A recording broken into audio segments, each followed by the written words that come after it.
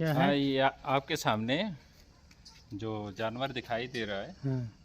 यह चमगादड़ है, जिसे फ्लाइंग कैट के नाम से भी जाना जाता है। यह वास्तव में बड़े चमगादड़ या वम्पायर बैट्स की श्रेणी में नहीं आता। यह छोटे चमगादड़ की एक प्रजाति है जिसको माइक्रोचाइरोप्टेरस के अंतर्गत रखा गया है।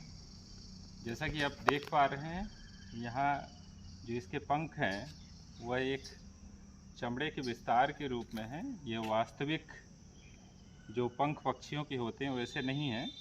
और इसके अगर ध्यान से देखेंगे तो इसके मुख के नीचे छाती पर छोटे छोटे टीट्स दिखाई देते हैं। ये बच्चे पैदा करता है, इसलिए ये स्तनधारी समूह का है।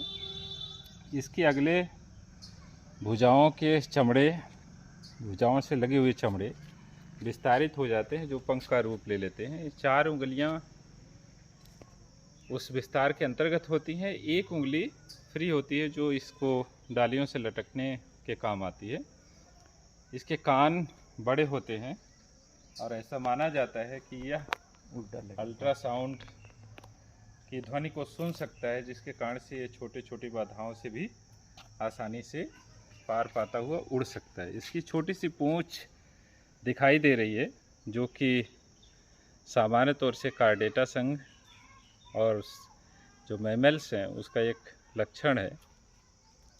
शरीर पर रोंवे या बाल दिखाई दे रहे हैं। यह बाल भी स्तनधारियों का एक प्रमुख लक्षण है।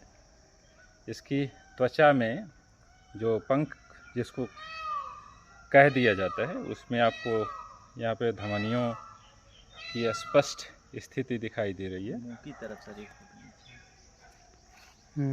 इसकी नाक बड़ी सुग्राह्य होती है। आँखें बड़ी बड़ी। यह प्रकृति का एक अनूठा जीव है और सभी जीव प्रकृति में कुछ न कुछ रोल अदा करते हैं। यह एक रात्रिचर प्राणी है।